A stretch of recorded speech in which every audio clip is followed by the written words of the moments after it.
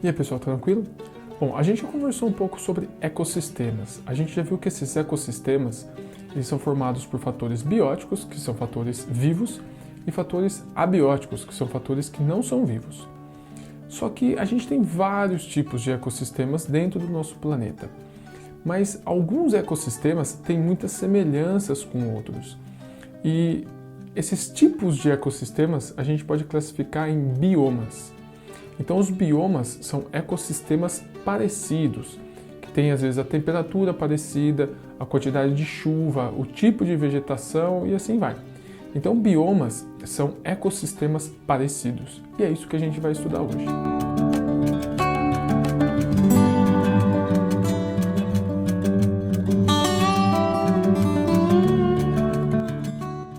Então, vocês estão vendo aí uma figura que tem o título de Os Principais Biomas do Mundo. E essa vai ser a figura base para a gente na aula de hoje. Então, cada tipo de bioma, toda vez que eu for falar de um tipo de bioma, eu vou mostrar essa figura para vocês e vou falar. A gente está conversando sobre o bioma da cor, sei lá, por exemplo, laranja. A gente está conversando sobre o bioma branco e assim vai. Então, perceba aí nessa figura que a gente tem basicamente tipos de biomas e eles se repetem ao longo de linhas horizontais, ou seja, longitudes. Então pega, por exemplo, o bioma verde claro. Você vai ver que ele está próximo à linha do Equador. E esse verde claro, ele se repete em vários continentes dentro de uma mesma longitude, tudo bem? Então vocês vão ver que isso vai acabar acontecendo várias vezes. O primeiro bioma que a gente vai estudar é da floresta pluvial tropical. Bom, floresta já lembra pra gente vegetação em grande quantidade, né? Pluvial significa água, ou seja, é um bioma que tem muita água. E tropical significa que está na faixa dos trópicos. Vocês já devem ter estudado isso em geografia ou ainda vão estudar. Mas os trópicos são regiões que ficam próximos à metade do nosso planeta, ou seja, bem próximo à linha do Equador do nosso planeta. Então, vocês estão vendo aí em verde claro esse bioma. Então, é o bioma floresta pluvial tropical. Então, devido ao que eu já falei para vocês, que é estar próximo à metade do planeta e receber muita água, esse bioma, que faz parte do Brasil, da África e da Ásia, ele tem uma biodiversidade muito grande, ou seja, tem uma variedade de tipos de vida muito grande. Como vocês podem ver nessas figuras que estão passando aí, essas árvores elas são muito fechadas, ou seja, a copa das árvores ela forma quase que um telhado. E também as raízes, que vocês não conseguem ver nas fotos, né, mas as raízes dessas árvores não são muito profundas. Por quê? Porque é fácil obter água, já que é uma região pluvial, já que é uma região que tem muita água. Tá? Mas por que a copa dessas árvores é fechada? Por que eu tenho tantas árvores próximas umas às outras?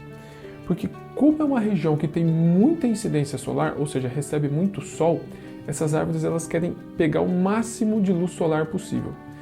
Como tem muitas árvores perto, ou seja, eu tenho muito alimento disponível para essas árvores, eu acabo tendo muita árvore perto uma da outra, mas essas árvores então elas acabam competindo por luz, então elas vão fazer com que a copa delas tente aproveitar o máximo de luz possível.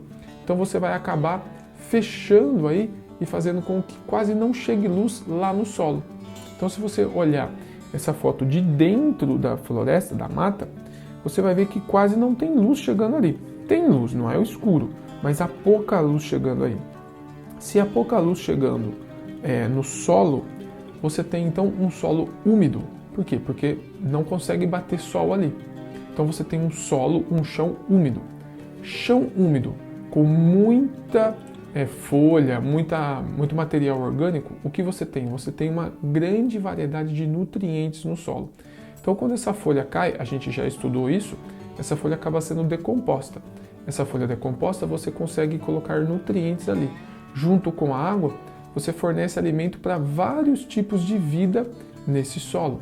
Então, você tem formiga, você tem sapinhos, você tem muitas formas de vida, vermes, insetos, que conseguem obter esses nutrientes aí. Uma vez que você tem esses animais também, esses animais acabam morrendo e também servem de nutriente para o solo. Então você pode ter animais maiores ali, além dos animais pequenos, que se alimentam desses nutrientes do solo. E aí você vai completando toda a cadeia alimentar.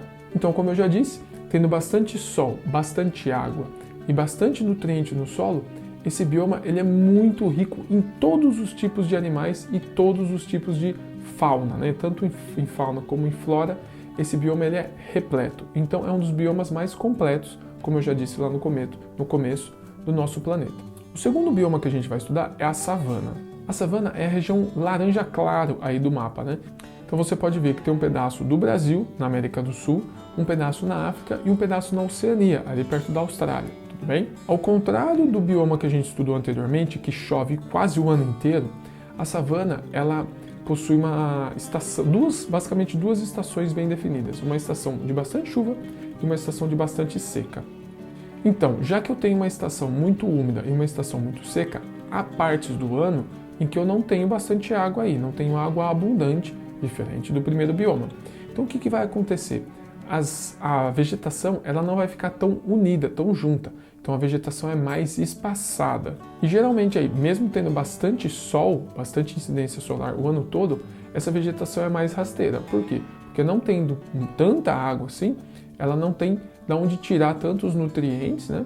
E ela não consegue crescer tanto. Obviamente, existem árvores grandes lá, mas a maior parte da vegetação, como vocês estão vendo aí nas fotos, é uma vegetação rasteira, completa por árvores grandes, tá? Então tem vegetação rasteira junto com árvores grandes. Já que há estações do ano em que não chove, o que vai acontecer? As plantas desse bioma vão ter que ter características para armazenar água. Então o que vai acontecer? Elas vão ter uma casca um pouco mais grossa, podem surgir espinhos. O espinho, pessoal, é uma variação da folha. Todo espinho é uma mutação de uma folha. Então o espinho era uma folha, vamos dizer assim, há milênios, né? Então o espinho, qual que é a vantagem do espinho? Ele não perde água, tá? Então toda planta que tem espinho, em vez de ter folhas, ela tem esses espinhos para armazenar água, tudo bem? Então ela vai ter cascas grossas, espinho e raízes bem mais profundas. A raiz precisa ser funda para conseguir pegar água lá embaixo, em algum lençol freático ou alguma região mais úmida. E os animais desse bioma são os animais que a gente geralmente está acostumado a ver na África. Então, zebras, leões, elefantes, girafas. Então, tem animais herbívoros, que são os que comem plantas, mas também tem os animais carnívoros, que são os que comem carne. Além disso, também tem bastante inseto. Assim como no bioma anterior, os insetos aí estão por toda parte nesse tipo de bioma. E aí, completando os lugares tipicamente quentes que a gente tem o bioma dos desertos. A região de desertos é essa região laranja escuro que a gente está vendo aí no mapa, tudo bem? Então, pessoal, essa região laranja que a gente tem na América do Sul, a gente tem na América do Norte, na África, no Oriente Médio e na Oceania, tudo bem? Então, o bioma desértico é esse em laranja escuro. A gente tem basicamente dois tipos de bioma de desertos, mas a gente vai estudar eles como um só. O que caracteriza um deserto? O deserto é característico por não ter água. Então, todo deserto é seco, tudo bem? Não necessariamente o deserto vai ser quente, pessoal. Eu falei no começo desse bioma, mas é porque a gente está acostumado a imaginar o deserto como um lugar quente. Mas o deserto pode ser muito frio. Então, você está vendo fotos aí de 3 desertos. O primeiro deserto é o do Saara, que fica na África. O segundo é o do Atacama, que fica no Chile, que aí você vê regiões frias, né? Você vê neve e tudo mais. E a gente tem também o deserto grande australiano, que fica lá na Austrália. Por esse bioma não ter água, o que acontece? De dia ele é muito quente e de noite ele é muito frio. Então de dia a gente tem temperaturas acima de 50 graus Celsius. E à noite a gente tem temperaturas abaixo de zero. Por quê? Porque não há água. Como eu já comentei com vocês nas aulas anteriores, a água é o que mantém a temperatura de determinado bioma estável. Não tendo água, ela pode flutuar muito para cima e muito para baixo. Bom, se não há água nesse bioma, o que a gente pode ter como característica das plantas? Vão ser plantas bem mais baixas, tá? Bem rasteiras aí, e com mais adaptações ainda para não perder água. Então, dificilmente você vai ver uma vegetação lá que seja grande e sem espinho. Se ela for grande, geralmente ela vai ter espinho, tá bom? Com raízes muito profundas, que é para buscar bastante água lá embaixo, além do que eu disse, espinhos e também caules menores, tá? Para conseguir absorver água. Então, um exemplo clássico disso é o cacto, né? que é uma planta baixa, é uma planta com muitos espinhos, é uma planta com uma raiz profunda e que o seu interior é bem repleto de formas de armazenar água, tudo bem?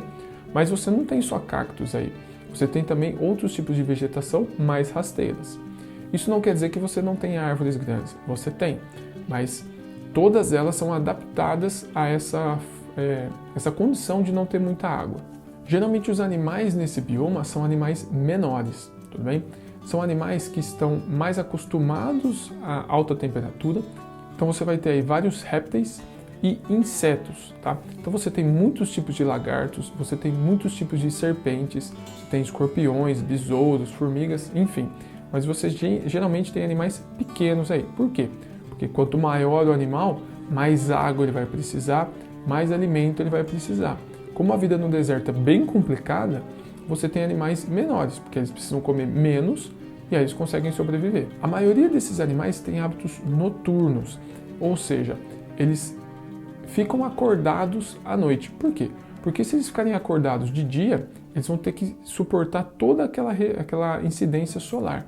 Vai fazer eles esquentarem muito e eles vão morrer. Então, geralmente, eles têm um hábito noturno. Eles saem para caçar à noite, eles saem para buscar água à noite, certo? Uma outra característica dos animais, pessoal, é geralmente terem veneno nesse bioma. Por quê?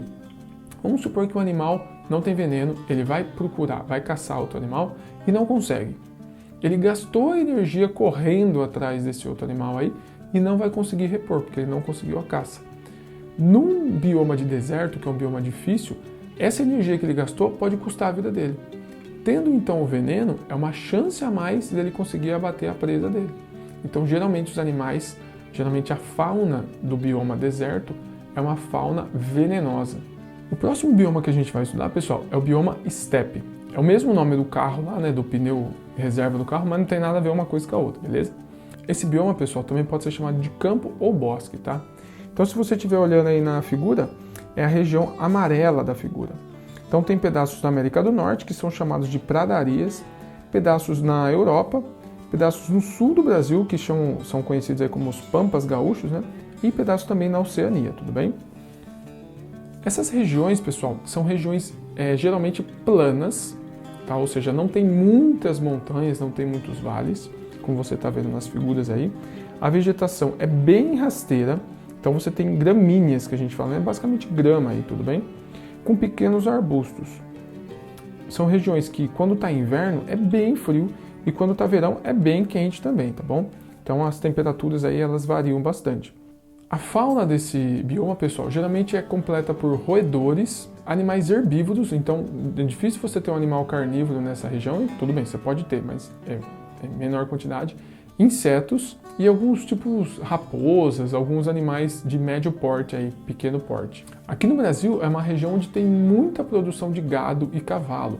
Por mais que esses dois animais que eu citei antes não sejam originais do Brasil aqui, mas é uma região onde é produzido muito gado e muito cavalo, justamente por ser uma região plana. Então, por ser uma região plana, os animais não precisam ficar se esforçando muito, a carne acaba ficando mole, tá? Então, aí para o consumo de carne é uma carne melhor.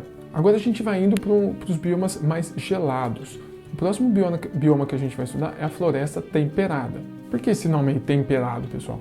Porque ela não é tão fria nem tão quente, tudo bem?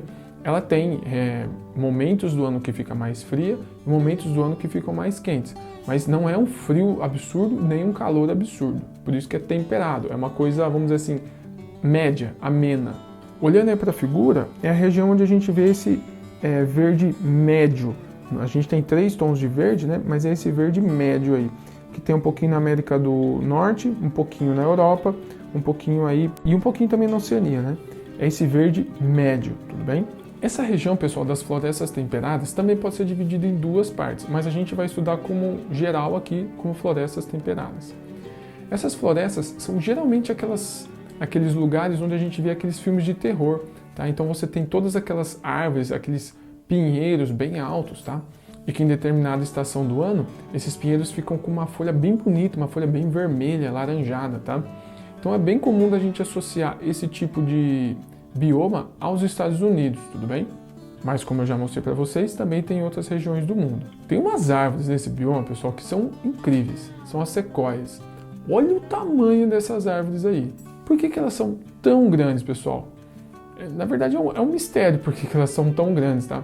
Mas devido ao fato dela receber bastante incidência solar durante o ano, permite, e ter bastante água também, permite com que ela vá crescendo, tudo bem? Mas desse tamanho aí é meio que um mistério por que elas são tão grandes assim, beleza? Nessa região aí, nesse bioma, é onde a gente tem geralmente aqueles animais que hibernam, tudo bem? Então, por exemplo, o urso, a gente tem bastante urso nesse bioma aí. Por que esses animais hibernam, pessoal? Porque como o inverno dessa região é gelado, esses animais, eles tendem a não querer ficar ativos nessa estação. Por quê? Como é muito frio, eles vão precisar ficar se esquentando, então eles vão acabar gastando mais energia. Você pode perceber que no frio a gente acaba comendo mais. Por quê? Porque a gente precisa de mais energia para esquentar o nosso próprio corpo. Só que como todos os animais saem menos no frio, a chance de você caçar é menor. Então alguns animais hibernam nesse período, que é um período onde ele fica dormindo, ou seja, ele vai gastar bem menos energia. Então é uma forma de ele não gastar tanta energia assim. Então o hibernar é uma forma de poupar energia desse animal. E naturalmente os animais tendem a migrar para regiões mais quentes aí, beleza? Então a gente tem ursos, lobos, cabras, etc. O próximo bioma que a gente vai estudar é a taiga, pessoal. A taiga, como vocês podem ver na figura aí, é a região verde escuro da imagem. Então a gente pode encontrar exemplos de taiga em grandes longitudes. O exemplo aí é o Alasca, né, aquela parte mais alta da América do Norte, o Canadá e a Ásia. São lugares, pessoal, que são muito frios, mas muito frio mesmo. E o verão é bem curto, tá? Então você tem aquela estação do ano que é quente, uma estação menor. O solo é bem pobre, por quê? Porque ele fica com bastante neve durante o ano, tá? Então você não deixa aí ser depositado nutrientes nesse solo, nem formas de vida ficam andando muito nesse solo. Por quê? Porque ele está coberto de neve. As árvores geralmente têm um formato meio triangular, por quê? Tipo o pinheiro. Por quê, pessoal? Você tendo as folhas meio triangulares assim, faz com que a neve não consiga ficar depositada nessas folhas. Se você tivesse uma folha reta, você teria muita neve depositada aqui em cima. O que faria? A folha cheia de neve, ela vai queimar, então você vai acabar matando a folha. E também você vai fazendo peso aqui em cima dos galhos. Então ela fazendo o formato meio triangular, você faz com que a neve caia dessa folha e não fique pesando sobre o galho, o que faria com que o galho quebrasse, né? A fauna desse bioma, pessoal, é composta basicamente por lobos, linces, ursos, tigres, esquilos, enfim. São animais que possuem uma camada bem grossa de pele e gordura, o que vai proteger esses animais do frio. Então você pode ver que você tem geralmente animais carnívoros, tem também os esquilos aí que não são carnívoros, tá? Mas tem uma grande diversidade de animais carnívoros. Por quê? Porque como a vegetação é meio só desses pinheiros aí, você tem um animal matando o outro para comer, beleza? E por fim, pessoal, a gente tem a tundra. A tundra é o bioma que mais se aproxima dos polos. É frio pra caramba, pessoal. E se você estiver olhando aí na figura, a tundra é essa cor meio... Eu não sei que cor que é essa daí. Mas enfim, é um roxo bem clarinho, tá bom? É uma cor... Eu não sou muito bom para nome de cor aí, mas enfim, é essa cor roxo clarinho aí que está bem próximo aos polos, tudo bem? Pessoal, a maior parte do ano isso daí fica congelado, tudo bem? Congelado não no sentido de só gelo, mas fica coberto de neve. Então, pessoal, como a maior parte do ano isso daí fica tudo congelado, você quase não tem vegetação aí. Você tem pouquíssima vegetação e é uma vegetação bem rasteira. Essa vegetação também quase não tem folhas, como você está vendo aí nessa imagem. Geralmente parece uns galhos só, né? Então, da mesma forma que a taiga, a tundra, os animais eles têm que ser extremamente adaptados, com também pelos e uma camada de gordura muito grande para ele conseguir armazenar calor, para ele conseguir aumentar a temperatura dele aí, beleza? Então, pessoal, a gente viu vários tipos de biomas aqui. Deixa eu pegar minha colinha para ver quantos a gente viu, ó. A gente viu a floresta pluvial tropical. Vamos descer, vamos ver. A gente viu a savana, que é o segundo. A gente viu depois da savana o deserto, que é o terceiro. Depois do deserto, a gente viu, desce, o estepe, que é o quarto. Depois do estepe, florestas temperadas, que são o quinto. Depois das florestas temperadas, taiga, sexto. E tundra, o sétimo, né, que a gente acabou de ver. Então, são 7 biomas que a gente viu. O que tem em comum nesses 7 biomas? Basicamente, esses biomas eles se diferenciam pela quantidade de água, pela quantidade de luz e pela quantidade de calor, ou seja, a temperatura. Então, pessoal, locais onde você tem muita água, você vai fazer o quê? Você vai fazer com que as árvores possam ser maiores, você vai fazer com que as raízes dessas árvores sejam menores, vai fazer com que você tenha vegetações mais próximas umas das outras e uma grande quantidade de animais, tudo bem? Locais onde você tem pouca água, você vai aumentar o tamanho das raízes das árvores, aumentar a casca dessas árvores, pode gerar espinhos aí também, tá bom? E quando você tem uma grande luminosidade, pessoal, você pode ter também árvores com copas maiores, mais árvores próximas, você vai ter, em compensação, uma maior temperatura, tá? Então é tudo um jogo entre esses 3 fatores que eu falei para vocês: água, luz e temperatura. Então esses fatores abióticos, eles mudam a forma dos fatores bióticos. Você sempre vai ter fatores abióticos e bióticos juntos, mas esses fatores abióticos vão alterar a forma desses fatores bióticos, tudo bem? Então, em lugares frios, os animais vão ter uma camada maior de pele, uma camada maior de gordura, mais pelos. Você vai ter vegetações mais rasteiras e em menor quantidade. Em locais mais quentes, pode ser que você tenha menos vegetações, pode ser que você tenha animais mais adaptados, que nem os animais com veneno e tudo mais. Em locais com muita água, alta temperatura e muita luminosidade, você tem muitas vegetações, você acaba tendo muitos nutrientes, você acaba tendo muitos animais. Então é tudo um jogo de balança entre esses 3 fatores. Esses biomas, pessoal, eles vão mudando de acordo com os milênios. Então pode ser que daqui milhares de anos a floresta amazônica seja um deserto, tudo bem? A gente não sabe o que vai acontecer, o planeta ele é dinâmico, ele muda. O que eu preciso que vocês saibam aqui? Eu preciso que vocês entendam a principal forma de alterar esses fatores bióticos, ou seja, a principal forma de você alterar a vida é com os fatores abióticos. Então, os fatores abióticos alteram a forma que esses fatores bióticos vão se apresentar, tudo bem? Então, é preciso também que vocês entendam as características de cada um desses biomas, tá? Decorar não é tão necessário, mas é importante que você entenda que se tem água, vai ser de um jeito, se não tem água é do outro. Se tem calor é de um jeito, se não tem calor é do outro. Estou frisando bastante isso e estou sendo repetitivo, que é para entrar na cabeça de vocês, beleza? Então, até amanhã, onde vocês vão ver o vídeo de correção. E façam a lista de exercícios que eu já deixei separada para vocês, beleza?